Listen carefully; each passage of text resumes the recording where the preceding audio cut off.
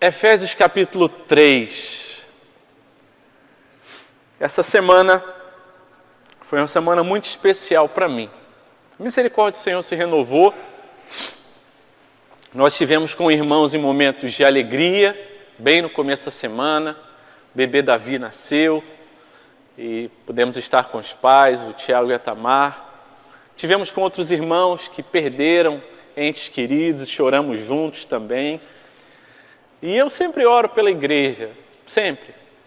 Um temor e tremor diante de Deus, eu quero dizer isso. Mas a semana foi diferente. Foi uma semana que pensamos mais, oramos mais e o Senhor tem falado ao nosso coração sobre o amor dele por cada um de nós. E essa, para mim, foi uma semana de parada estratégica, freio de arrumação, que a gente se sente, por um certo lado, meio, parece que improdutivo, quando a gente pensa muito, ora um pouco mais, e a gente não está produzindo coisas que a gente possa prestar um relatório, a gente fica com essa sensação, pô, será que eu não fiz nada essa semana? Ou eu fiz menos do que eu deveria fazer? E meditando nesse texto de Efésios, no capítulo 3, esse é um momento da carta de Paulo aos Efésios que, com a coordenação da providência de Deus, nós vemos essa parte, essa situação, esse momento em que parece que o apóstolo Paulo, depois de falar tantas coisas no capítulo 1 sobre as bênçãos de Deus, sobre a nossa situação, sobre o fato de sermos salvos pela graça, o fato de termos sido feitos um só povo, uma nova humanidade, a igreja, de repente parece que o apóstolo Paulo dá uma parada nessa caminhada e fala, vamos dar uma olhada e pensar mais uma vez sobre nós mesmos. E eu fiquei pensando nessa semana, numa oportunidade que eu tive lá em São Gabriel da Cachoeira, quando tive com um grupo do Exército, que foi até um dos pontos mais altos do Brasil, no Pico da Neblina, era o mês de novembro, o dia 19 de novembro é a data da troca da bandeira, e aquela tropa seguiu ali, eram 4 dias de caminhada no meio da mata, e uma coisa me chamou a atenção que acontecia repetidamente e ficou muito ao meu coração. A gente caminhava o dia inteiro, clareava ali, abria o sol, a gente colocava a mochila nas costas, os militares ali, eu era o único civil naquele meio, os militares com seus armamentos, equipamentos, e de 1 em 1 hora mais ou menos, a gente tinha um alto, que era uma parada, e falava, olha, vamos parar, descansar, bebe uma água, come alguma coisa, verifica aí se está tudo em ordem, né? Verifica a mochila da pessoa que está na sua frente e tal, converse um pouco aí. E esse era o alto. E no final de cada momento de alto, o comandante ali, ele falava, olha, verifiquem o seu armamento e o seu equipamento. E toda vez essa mesma fala, e isso foi na ida, 4 dias de caminhada, 3 dias de volta, de 1 em 1 hora a gente escutava isso ficou ecoando no meu coração e na minha mente. E assim é a caminhada da igreja também, de tempos em tempos a gente precisa dar uma parada e olhar para os nossos próprios corações. De tempos em tempos, a nossa periodicidade na nossa igreja é 1 vez por mês, a gente para e é convidado pela palavra de Deus que diz, examine-se, pois, o homem a si mesmo, e assim tome do pão e beba do cálice. E esse é um texto em que a gente é convidado a pensar sobre os propósitos de Deus na nossa vida e como Ele cumpre esses propósitos. Eu quero convidar você a ler, acompanhar a leitura comigo em Efésios capítulo 3. Nós vamos ler esse momento de parada do apóstolo Paulo, nesse discurso dele, que começou no capítulo 1, e ele diz, por essa razão, eu, Paulo, o prisioneiro de Cristo Jesus, por amor de vocês, os gentios, se é que vocês ouviram falar a respeito da dispensação da graça de Deus a mim, confiada em favor de vocês. Pois segundo a revelação, me foi dado a conhecer o mistério, conforme escrevi há pouco, resumidamente. Ao lerem o que escrevi, poderão entender a minha compreensão do mistério de Cristo, o qual em outras gerações não foi dado a conhecer aos filhos dos homens, como agora foi revelado aos seus santos apóstolos e profetas pelo Espírito. O mistério é que os gentios são coherdeiros, membros do mesmo corpo e coparticipantes da promessa em Cristo Jesus por meio do Evangelho, do qual fui constituído ministro conforme o dom da graça de Deus a mim concedida, segundo a força operante do seu poder.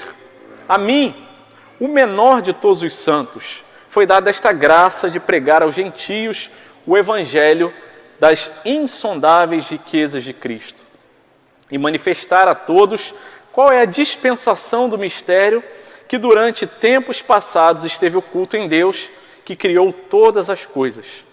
E isto para que agora, pela Igreja, a multiforme sabedoria de Deus se torne conhecida dos principados e das potestades nas regiões celestiais, segundo o eterno propósito que Deus estabeleceu em Cristo Jesus, nosso Senhor. Em Cristo temos ousadia e acesso a Deus, com confiança, mediante a fé nele. Portanto, eu peço que não desanimem por causa das minhas tribulações em favor de vocês, pois isso é motivo de honra para vocês. E novamente ele repete no versículo 14, por essa razão eu me ponho de joelhos diante do Pai. As duas expressões, por essa razão, encontradas no versículo 1 e no versículo 14, parecem duas partes de um parênteses que se abre no versículo 1 e que completa no versículo 13. O apóstolo Paulo, depois de falar tudo o que foi dito no capítulo 1 e no capítulo 2, finalmente ele faz um parênteses. Isso fica bem demonstrado nessas duas expressões, por essa razão, que se repete. E não apenas nisso, o apóstolo Paulo faz como que uma recapitulação. Lembrem do que eu falei sobre o mistério, sobre a dispensação da graça de Deus, sobre o fato de nós compreendermos esse mistério, isso que estava oculto antes dos tempos. O fato de Deus ter nos dado acesso à presença dele, mas não só ao povo judeu, ao povo que recebeu a revelação inicialmente, mas agora, por Jesus, com o Evangelho, a todo aquele que a graça do Senhor encontrar e que vai tornar não mais dois povos, mas apenas um povo. E é por essa razão que o apóstolo Paulo faz a sua oração e agradece a Deus. E ele também contribui para a gente poder entender esse parênteses pelo fato dele de novamente se apresentar. No capítulo 1, no versículo 1, ele começa dizendo, Paulo, apóstolo de Cristo Jesus. E aqui ele diz, por essa razão, Paulo, o prisioneiro de Cristo Jesus. O apóstolo Paulo, nessa perícope, nessa porção que vai do 1 até o 13, ele está fazendo um parênteses, uma revisão do que já foi feito, e ele repete muitas coisas, porque essa é uma necessidade do nosso coração, que tem a tendência a, com facilidade, lembrar das coisas ruins que fazem para a gente, mas temos a facilidade de esquecer das bênçãos, dos ensinamentos e das coisas boas. É da nossa natureza pecadora isso. E não é à toa que o apóstolo Paulo repete tantos conceitos. E eu quero que a gente preste atenção a respeito desses ensinamentos e conceitos, a respeito do propósito e como Deus cumpre os propósitos dele na igreja. Como Deus cumpre os propósitos dele, é a respeito disso que o apóstolo Paulo vai falar. Quando ele usa a expressão, se é que vocês ouviram falar a respeito da dispensação da graça, ele está dizendo, será que vocês prestaram bem atenção no que eu falei até aqui? Será que vocês estão absorvendo esses ensinamentos? Será que, de fato, isso que eu já expliquei até aqui chegou até os ouvidos, até a mente e, de forma especial, até o coração? Se é que vocês já ouviram realmente falar a respeito da dispensação. A palavra no original fala sobre a economia, é a mesma palavra, dispensação e economia. Será que vocês entenderam o propósito, a forma como Deus faz as coisas, como é o gerenciamento de Deus do tempo, da energia, da revelação? Será que vocês prestaram bastante atenção nisso?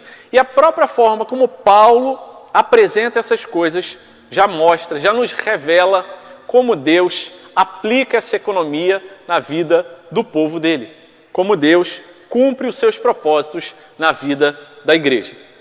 A primeira coisa que eu quero destacar é que Deus cumpre os seus propósitos usando situações adversas, situações que a gente não planejava, situações que a gente pode dizer o que fazer quando os planos fracassam. Ouvimos isso, o pastor Ronaldo trouxe uma mensagem tão impactante para o nosso coração.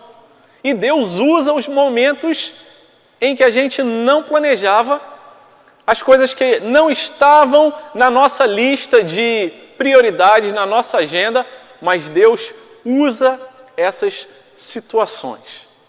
E a gente olha aqui, dá uma passada rápida e lembra da história, do pouco que a gente conhece, fala assim, pastor, eu passei por isso, eu passei por aquilo, mas o Senhor me manteve de pé, ao Senhor seja a glória. E a gente pode ver no testemunho, na vida da igreja, que Deus usa situações adversas para cumprir o propósito dele. E é por isso que o apóstolo Paulo se apresenta pela segunda vez nessa carta dizendo, por essa razão, eu, Paulo, o prisioneiro de Cristo Jesus. Ele se apresentou no começo como o apóstolo de Cristo Jesus. Mas aqui ele está dizendo, eu estou preso por pregar a palavra do Senhor, por proclamar que já não são mais dois povos, e de tendo sido injustamente acusado como aquele que estava trazendo confusão para o meio do povo ali, e é por isso que ele é preso ali na prisão de Roma. Ele é preso ali, mas ele não se declara, não se apresenta como eu sou prisioneiro do imperador, de Nero. Não, eu sou prisioneiro de Cristo Jesus. Porque a compreensão de Paulo era, Deus usa as situações adversas da nossa vida para cumprir os propósitos dele. E Deus nos usa nas situações adversas. O fato da gente estar passando lutas, dificuldades, problemas, desafios, coisas que a gente não tinha planejado, o fato da gente estar atravessando sofrimentos, não significa que Deus esqueceu da gente. Mas na agenda, na bondade, na provisão de Deus, ainda que a gente não saiba explicar, nós somos convidados pela palavra de Deus a dizer, Senhor, eu não entendo todas as coisas, eu não tenho todas as respostas, eu não sei por que isso está acontecendo comigo, com a minha família, mas Senhor, eu sei que o Senhor é soberano, eu sei que o Senhor me ama, e o Senhor não se esqueceu de mim. E se a sua palavra diz que o Senhor cuida de mim, que o Senhor não esquece de mim, é nisso que eu quero me apegar. Por isso o apóstolo Paulo escreve, eu sou prisioneiro de Cristo Jesus, por amor de vocês, os gentios. E ele fala, será que vocês de verdade entenderam isso? O amor, a graça, a dispensação da graça de Deus, a economia de Deus, a revelação de Deus que fala, olha, já não são mais dois povos, mas a dispensação e o mistério que ele fala ali no capítulo 1, no versículo 9, ele revelou esse mistério para a gente, da sua vontade, de segundo o seu propósito, que ele apresentou em Cristo, fazer convergir nele todas as coisas. De fazer convergir nele todas as coisas, o que significa dizer que todas as coisas que acontecem com a gente, tudo aquilo que vem sobre a nossa vida, sobre a nossa família, sobre a nossa história, não pegou o Senhor de surpresa. E Ele usa essas coisas para nos fazer convergir à presença dEle, para que o nome dEle seja glorificado em nossas vidas. E assim, nessa perspectiva, nessa compreensão de que, mesmo estando preso, Paulo não era prisioneiro de Roma, ele era prisioneiro de Cristo Jesus. E se sentia mesmo como prisioneiro, o mais livre dos homens, porque tinha compreendido a verdadeira liberdade. Tinha compreendido a verdadeira liberdade. E é por isso que ele fala, olha, eu estou preso, é verdade, mas dessa prisão Paulo escreve 4 cartas A de Efésios, a de Filipenses, a de Colossenses e a de Filemão, as cartas da prisão. E ele escreve dali, dizendo: igreja, eu estou preso, mas não fiquem desanimados. E na carta de Filipenses ele diz: eu quero ainda, irmãos, que saibam que as coisas que me aconteceram, açoites, prisão, injustiça, aquilo que eu não planejava, tem até contribuído para o progresso do Evangelho. Meus irmãos, que Deus nos dê graça para que a gente possa não apenas entender, porque a gente entende com o nosso entendimento, mas com o nosso coração é tão difícil. Deus, como é que o que tem acontecido com a tua igreja, com a minha vida, com a minha família, pode contribuir para o progresso do Evangelho? A gente está mais fraco, a gente está mais triste, a gente está mais quebrantado, mas a gente está mais no teu altar. A gente está lembrando que o Senhor é o dono mesmo, que eu não tenho e nunca tive controle, domínio sobre nada na minha vida. E é assim que essas coisas que saem do nosso planejamento contribuem para o avanço do Evangelho. No capítulo 4, versículo 1 da mesma carta de Efésios, ele diz: por isso eu, prisioneiro do Senhor, peço que vocês vivam de maneira digna da vocação a que vocês foram chamados. É a expressão muito parecida que ele usa em Filipenses. Eu estou como preso aqui, vocês foram chamados, então eu peço, por favor, pensem no que vocês têm vivido. E saibam que essas coisas fazem parte da soberania de Deus, da providência, que não deixou que as coisas acontecessem e que pessoas fiéis ao Senhor não passem por coisas difíceis. O fato de a gente estar sendo fiel ao Senhor pela graça e pela misericórdia dEle não isenta a gente de passar por sofrimentos e por dificuldades e por tribulações. E aí ele diz em Filipenses capítulo 1, versículo 29, porque vocês receberam a graça de sofrer por Cristo e não somente crer nele. Ah, Deus, eu não queria essa graça não, só queria as bênçãos. Mas a palavra de Deus está dizendo, nós recebemos a graça, o privilégio, porque a gente vai ter sofrimento nessa vida por coisas variadas. Às vezes vão ser culpa nossa, às vezes não vão ser culpa nossa, às vezes justamente porque a gente quer se manter firme, ou às vezes não tem nada a ver com se manter firme ou não se manter firme, é porque esse mundo é um mundo caído, um mundo que tem sofrimentos, e o pecado trouxe sofrimento, dor, morte, mas Deus fala, continue firme. Eu uso as situações adversas, as prisões, os sofrimentos. E meus irmãos, eu não sei quantos aqui já tiveram a oportunidade de estar próximo de alguém que já foi preso por causa de Cristo. Nosso irmão missionário José Dilson esteve alguns anos atrás preso lá no Senegal e ali Deus deu graça para que ele permanecesse fiel. E eu me lembro que numa reunião do presbitério, eu era pastor ainda do presbitério de Niterói, eu já tinha ouvido falar a respeito do nosso irmão José Dilson, e eu já tinha visto na internet foto, e ele fazia parte do mesmo presbitério, acho que ainda faz parte do presbitério de Niterói, mas eu me lembro quando eu cheguei na reunião, e eu sentei do lado dele e falei, Senhor, a gente não enlouquece diante de tantos desafios, diante de uma prisão, porque a Tua graça, a Tua bondade nos visitam.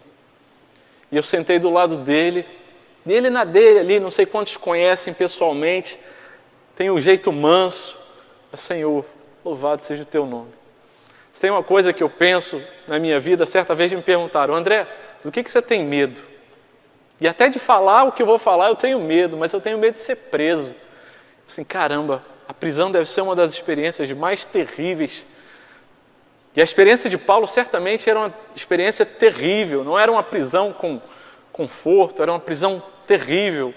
Nosso irmão Zé Dilson que passou por isso também, pastor Zé Dilson, experiência tão dolorosa, mas olhar, Senhor, o Senhor cumpre os teus propósitos. E muita gente naquela prisão no Senegal foi alcançado. E muita gente ouviu a respeito do Evangelho de Jesus quando o apóstolo Paulo estava ali preso. E dali ele produz essa carta que hoje a gente tem nas nossas mãos.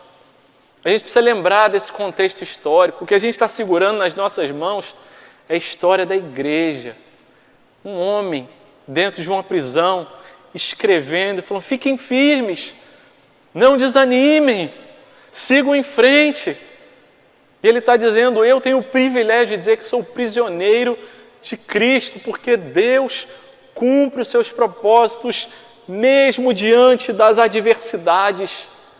E justamente por causa das adversidades nas nossas vidas e através das nossas vidas. É assim que o Senhor faz. Por isso Tiago diz: meus irmãos, tende motivo de toda alegria o passardes por várias provações. E ele segue dizendo que essas provações trazem à nossa fé aquele teste que às vezes é necessário. De dizer: será que eu estou sendo fiel e será que eu estou confiando e conseguindo descansar em Deus enquanto todas as coisas estão indo bem? Quando os planos não fracassam? Mas quando os planos fracassam, Deus nos dá essa oportunidade de falar: Senhor, eu não entendo, mas eu quero descansar no Senhor. Eu tenho medo de que o tratamento ele não venha a ter efeito. Eu tenho medo de que a notícia não seja boa. Eu tenho medo que eu não consiga me reconciliar. Eu tenho medo. Mas, Senhor, eu só tenho a Ti para descansar na certeza de que o Senhor usa as situações adversas para cumprir os seus propósitos. E os seus propósitos, seus planos são os melhores, sempre, ainda que eu não entenda. A palavra do Senhor segue dizendo, e ali no versículo número 3, o apóstolo, então, Paulo, ele diz: pois segundo uma revelação, me foi dado a conhecer o mistério, conforme escrevi há pouco, resumidamente. Ao lerem o que escrevi, poderão entender a minha compreensão do mistério de Cristo, o qual em outras gerações não foi dado a conhecer aos filhos dos homens, como agora foi revelado aos seus santos, apóstolos e profetas pelo Espírito. Meus irmãos, a palavra revelação, ela aparece aqui 2 vezes nesse versículo e ela é extremamente relevante. O apóstolo Paulo, ele está dizendo que Deus, ele cumpre os seus propósitos se revelando, se apresentando, se mostrando. Deus se revela ao apóstolo Paulo, ele que era um perseguidor da igreja, ele que tinha prazer e que achava que estava fazendo a coisa certa em perseguir, prender cristãos.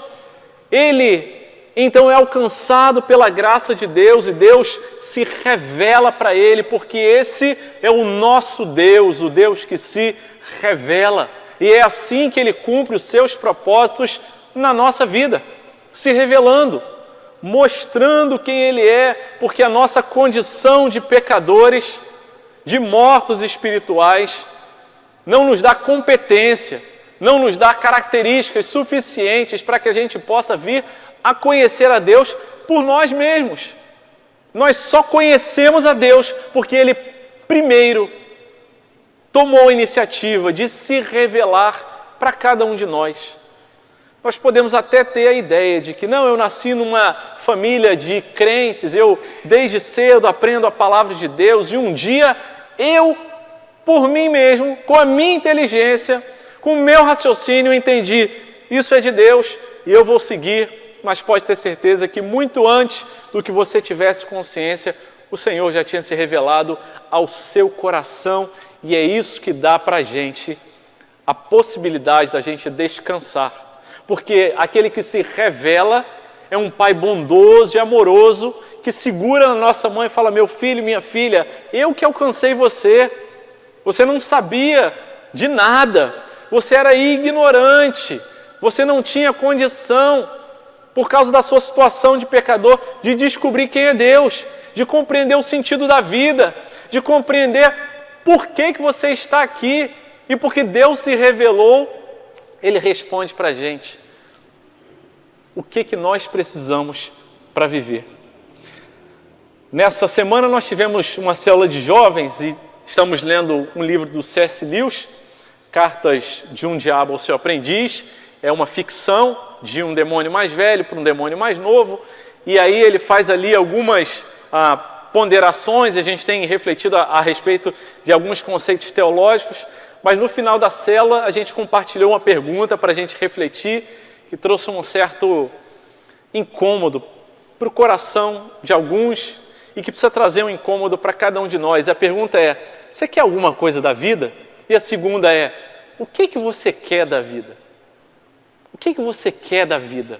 Para que você vive? Para que você existe? Qual que é o sentido da sua existência? E meus irmãos, não vamos encontrar nesse mundo resposta suficiente para essa pergunta. E o mesmo C.S. Lewis, cujo livro a gente tem lido e conversado a respeito, ele tem uma frase que é muito interessante, que eu gosto demais. Ele diz: se eu encontro em mim um desejo que nenhuma experiência desse mundo possa satisfazer, a explicação mais provável é que eu fui feito para outro mundo. E quando a gente chega a essa conclusão de que não é aqui, não é nesse mundo que a gente vai encontrar resposta, e a gente pensa, deve estar fora daqui, pode ter certeza, é Deus falando com a gente: meu filho, não é aqui, é fora desse mundo, e é Deus, o mesmo Deus. E essa é a mesma frase, e esse é o mesmo sentido da frase de Eclesiastes, no capítulo 3, versículo 11, quando o autor diz: Deus colocou a eternidade no coração do homem, de todo ser humano. Esse incômodo que busca significado e sentido para a sua existência e que não encontra nesse mundo, e que iria ao desespero se Deus não se revelasse a ele. Porque Deus é um Deus que se revela. Deus é um Deus que nos visita e que fala: meu filho, minha filha, você veio porque eu te chamei, porque o chamado é eficaz. Ele escolhe, chama e traz. E nenhum dos que ele chama fica pelo meio do caminho, porque ele é um Deus que se revela e que se revelou para o apóstolo Paulo e falou: olha, eu recebi uma revelação da parte de Deus. E aqui ele está falando sobre a revelação geral de Deus, mas também sobre a revelação sobre o mistério de Deus, de fazer convergir nele, conforme ele já falou no capítulo 1, ali no versículo 9 e 10, de convergir em Cristo todas as coisas, para que o nome do Senhor seja glorificado em todas as coisas. E ele diz, ali para frente, ele fala: olha, o que antes não tinha sido dado a conhecer, não tinha sido revelado aos filhos dos homens, mas agora foi revelado aos santos apóstolos e profetas pelo Espírito. O que o apóstolo Paulo está dizendo: olha, Deus revelou alguma coisa no tempo do Antigo Testamento, antes de Jesus vir, mas a revelação, e isso a teologia chama de revelação progressiva, Deus ele vai se revelando na história, e essa revelação ela culmina em Cristo, que é a revelação perfeita de Deus, e os apóstolos ali, que são os ensinos dos apóstolos, que são o fundamento da igreja, eles são aqueles que receberam de Deus essa revelação para que fosse registrado, e tudo que nós precisamos saber diante de nós está registrado e revelado. Eles receberam a revelação de Deus, que não é um Deus que criou e que abandonou o seu povo, a sua sorte, ao seu destino, e falou: olha, agora vocês se virem, vocês façam o que vocês quiserem da vida, porque eu já fiz a minha parte. Eu sou, como dizem os teólogos, uma ilustração, aquele relojoeiro do relógio de corda que dá corda e depois solta o relógio e fala assim: agora a vida, a existência humana, a história da humanidade, ela caminha aí aleatoriamente. Não foi assim que Deus fez. Deus se revelou desde o Jardim do Éden a Adão, quando Deus cria Adão e fala com Adão. Deus se revela a Noé e fala: olha, construa uma arca. É Deus quem chega até Noé. Deus se revela ali a Abraão e fala: Abraão, sai da tua terra, da tua parentela e vá para o lugar que eu te mostrarei. E assim faz com Isaac, assim faz com Jacó. Deus se revela a José na prisão também, filho de Jacó ali, aquele irmão que foi injustiçado e foi preso. Deus se revelou a Moisés ali no deserto, numa sarça, porque esse é o Deus que se revela e segue se revelando aos reis, e segue se revelando aos profetas, e chega até a sua máxima revelação em Cristo Jesus. E é por isso que nós lemos ali em Hebreus, que no começo de Hebreus ele fala, o Deus que se revelou, aquilo que foi falado no começo, essa revelação atingiu o seu clímax, o seu ponto alto em Cristo Jesus, porque esse é o Deus que se revela. Hebreus capítulo 1, versículo 1. Antigamente Deus falou muitas e de muitas maneiras aos pais, pelos profetas, mas nesses últimos dias Ele nos falou pelo Filho, a quem constituiu herdeiro de todas as coisas, pelo qual também fez o universo. O Filho é o resplendor da glória de Deus e a expressão exata do seu ser. Deus cumpre os seus propósitos, se revelando, mostrando para a gente quem Ele é. E fala, meu filho, minha filha, venha me conhecer. Essa semana vi um vídeo que tocou muito o meu coração. Era um menininho, pequenininho, devia ter ali uns 6, 7 anos de idade, treinando luta de boxe, e ele estava treinando com uma venda. E ele estava ali treinando com o treinador dele, e aquele treinamento ali com a venda, para ele testar os reflexos, as percepções, e o treinador dele fala com ele, vai, luta assim, para cá, balança o corpo e etc. E esse menininho, há 1 ano, ele não via o pai dele, porque tinha ido servir no exército. E aí o menininho está vendado, e entra em cena o pai daquele menino. E aí o treinador chega um pouco para trás, e o pai é que começa a interagir com o menino, dando uns soquinhos nele, e o menino tenta se esquivar, e aí o pai começa a falar, isso é tudo que você consegue fazer? Será que você não pode fazer mais?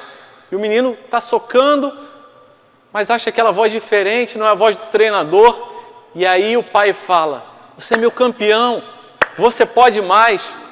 E ele para, levanta, e na hora que ele levanta, meus irmãos, ele dá um abraço no pai, depois de 1 ano sem ver o pai fardado ali, chegando o tempo que ele serviu. E é isso que Deus faz com a gente. Tem em nós um desejo de conhecer a Ele, há no nosso coração um desejo de se relacionar com Ele, mas nós mesmos estamos vendados e não conseguimos, se a voz dele não vier, e a voz dele vem até a gente, porque ele cumpre os seus propósitos e se revela, e muitas vezes ele se revela justamente nos momentos de adversidade, nos momentos de sofrimento, nos momentos em que a gente está se debatendo e que acaba a nossa força, a gente fala, Deus, eu não aguento mais. Que a voz do Senhor se revela, a presença dele se revela, porque Ele é o Deus que não abandona a gente. Ele é o Deus que se revela. É o Deus que cuida de nós, que nos orienta, que permite que a gente viva sabendo, eu não sou fruto do acaso, eu não sou um acidente aleatório do destino, há propósito, há sentido. E mesmo que nos sofrimentos, nas coisas que eu não planejei, eu não consiga fechar a conta, no final do dia, eu sei que é um Deus que cuida de mim, que se Ele falou que eu posso confiar, eu posso descansar. A palavra de Deus segue dizendo, eu quero ler novamente esses 2 versículos, versículo 4 e versículo 5. E tem um verbo muito importante aí, quando o apóstolo Paulo diz, ao lerem o que eu escrevi, poderão entender a minha compreensão do mistério de Cristo. Só o versículo 4. Ao lerem o que eu escrevi, poderão entender a minha compreensão do mistério de Cristo. O apóstolo Paulo falou lá em cima, se é que vocês já entenderam, de fato vocês já perceberam, de fato vocês estão entendendo aquilo que eu já escrevi para vocês, e se, imagine, você é alguém da igreja de Éfeso, que está lendo essa carta, e você chega nesse ponto e você lê, bem, ao lerem o que eu escrevi, vocês poderão entender.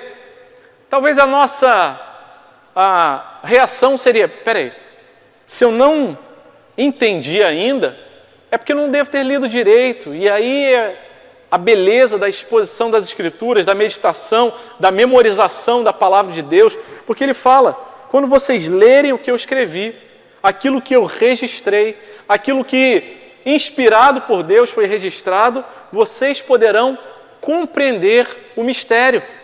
Porque Deus cumpre os seus propósitos, se revelando através da sua palavra, de forma compreensível e suficiente. E meus irmãos, esse ponto foi tão difícil para mim essa semana.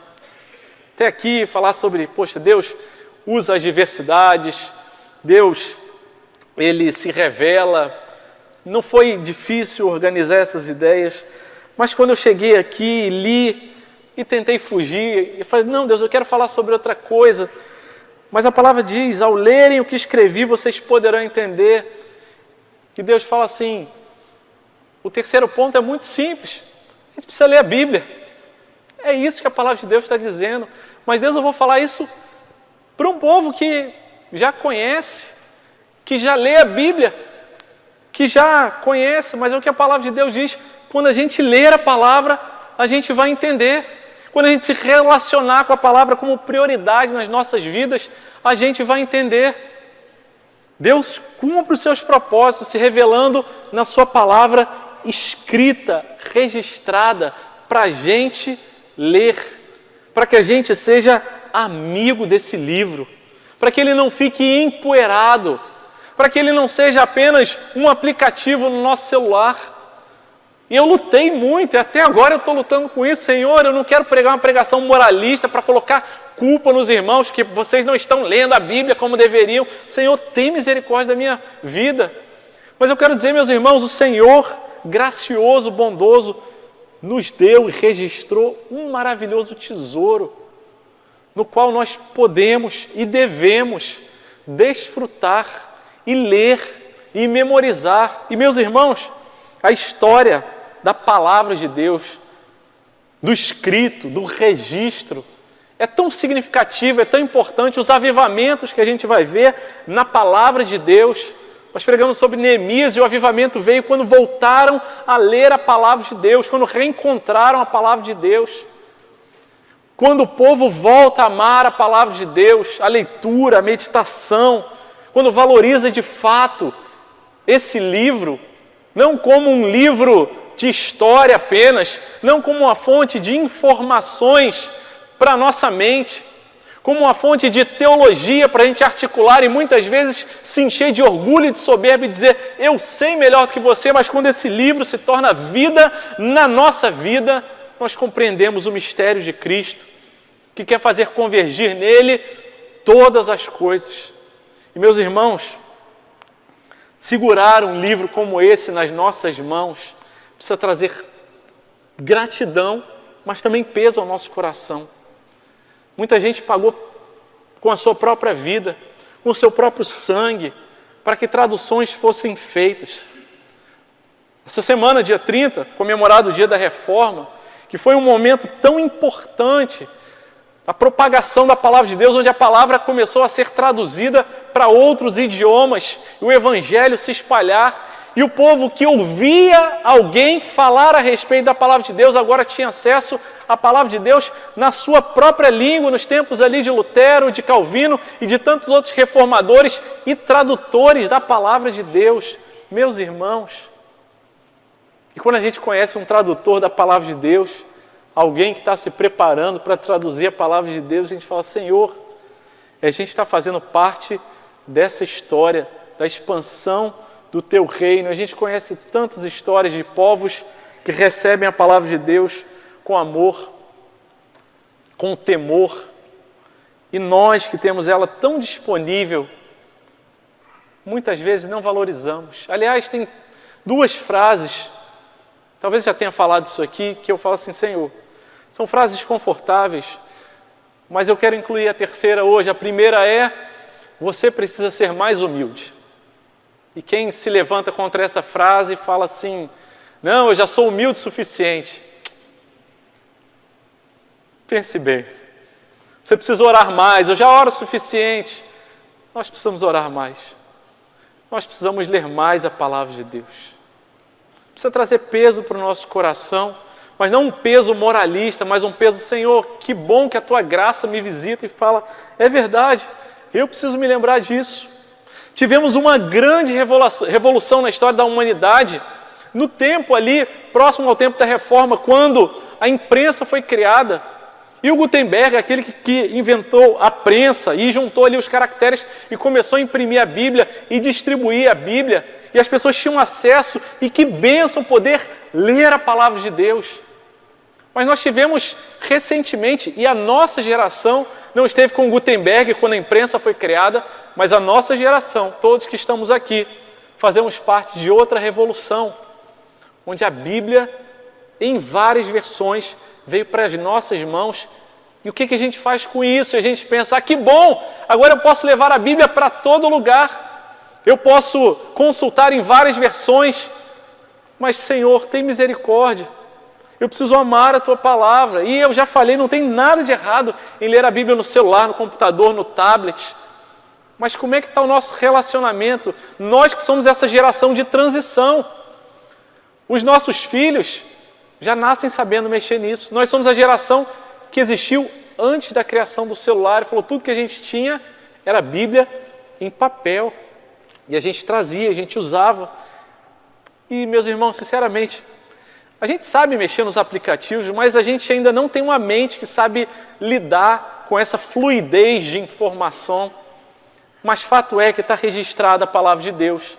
E nesses novos tempos, nós pedimos graça ao Senhor para que nos ajude a conhecer e a ler e a nos apegar com a palavra de Deus para que ela seja vida na nossa vida.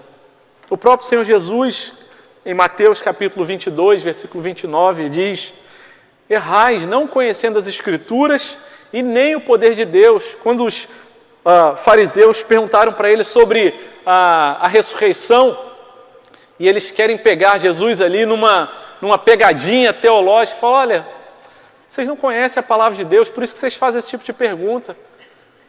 E eu pergunto para mim mesmo, e eu pergunto para a gente, será que a gente conhece? Será que a gente prioriza?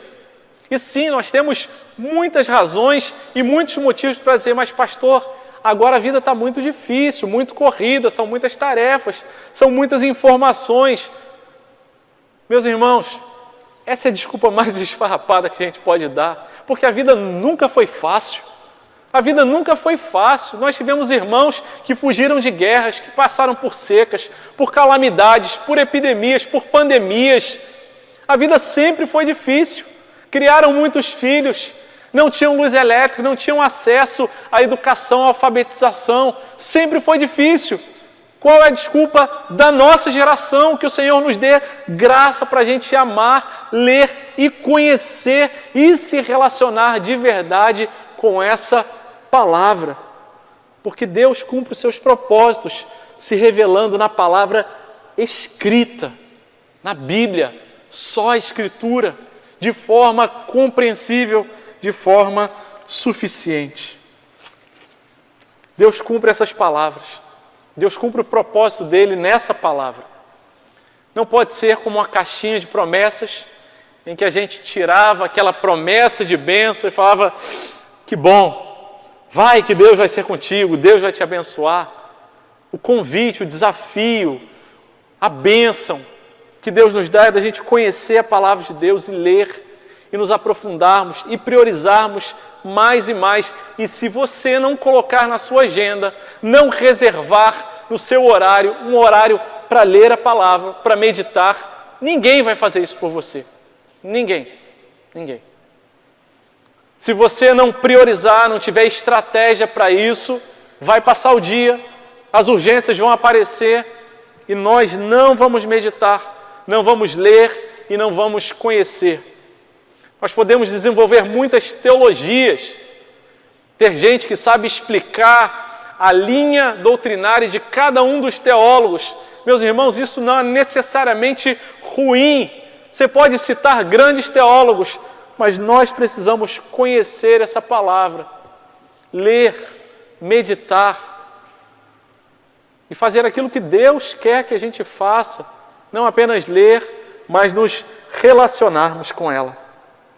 E a gente olha e fica pensando, Senhor, por que a nossa escola dominical ainda é tão esvaziada, Senhor?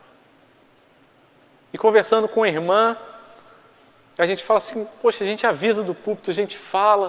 A gente não quer colocar peso de moralismo, de culpa nas pessoas. Não se trata disso. E com grande sabedoria, a irmã falou, pastor, a gente precisa orar. É verdade. A gente precisa orar para que a gente seja despertado para a importância da palavra, da escola dominical nas nossas vidas. É 9 horas da manhã, meus irmãos. Não é de madrugada, a gente sabe disso. A gente precisa priorizar o estudo da palavra, a leitura da palavra.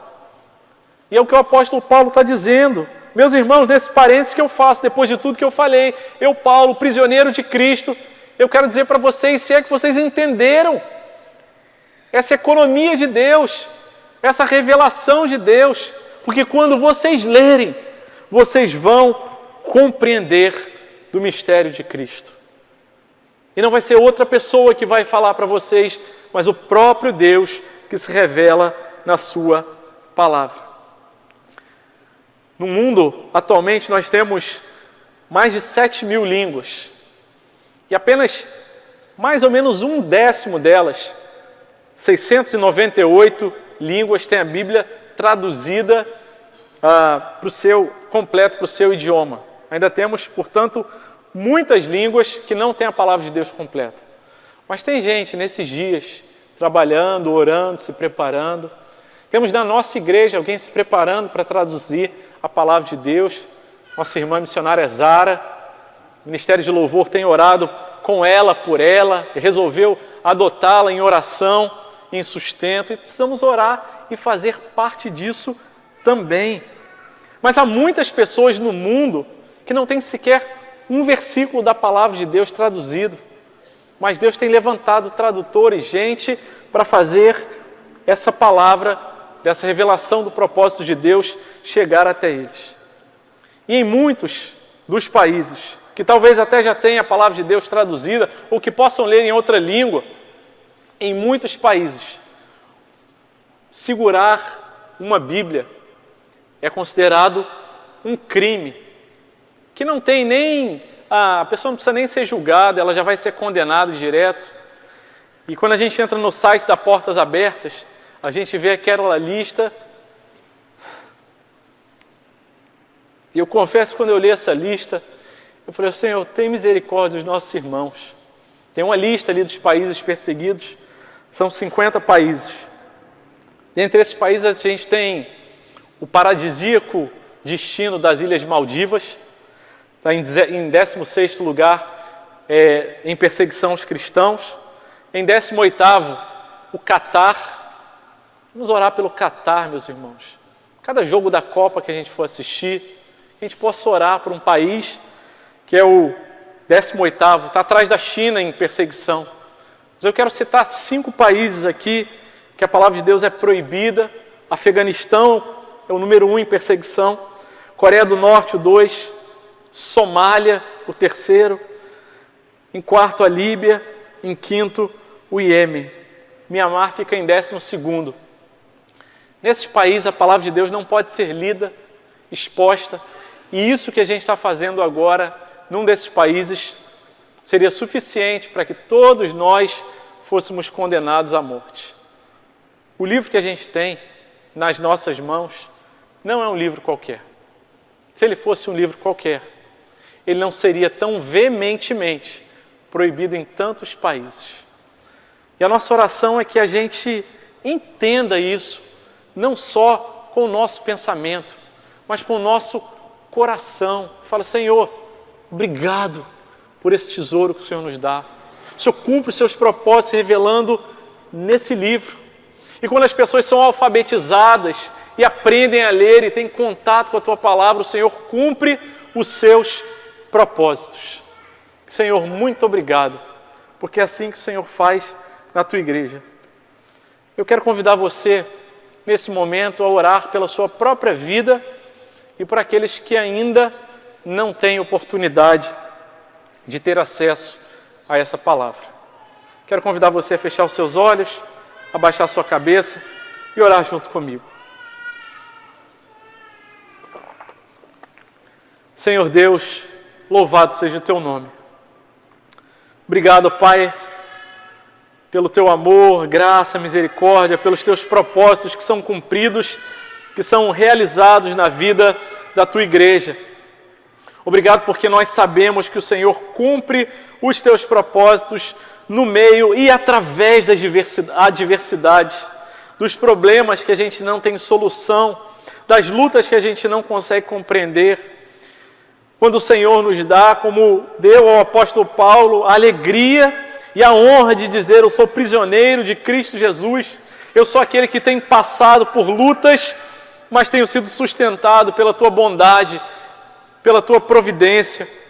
E ainda que as coisas que aconteçam tragam sofrimento para a gente quer dizer: Deus, queremos continuar confiando em Ti.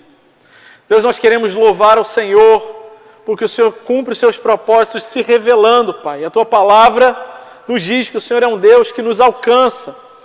O Senhor se apresenta para a gente entende que se não fosse o Senhor se revelando, se mostrando para a gente, jamais chegaríamos até o Senhor, mas o Senhor nos trouxe para perto de Ti. E o Senhor é um Pai amoroso, que se revela e que não abandona a gente.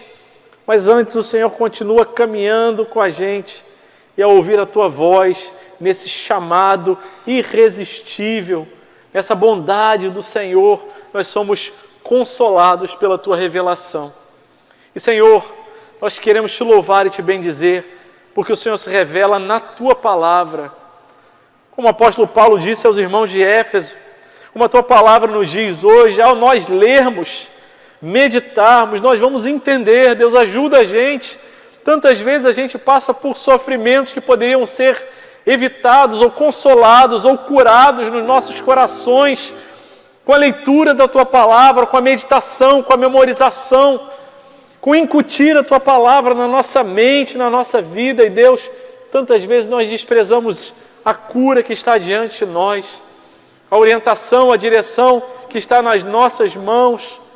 Oh Deus, nos desperta novamente ao amor pela Tua palavra, aquilo que o Senhor escreveu, o Senhor registrou para o nosso bem e para a glória do Senhor.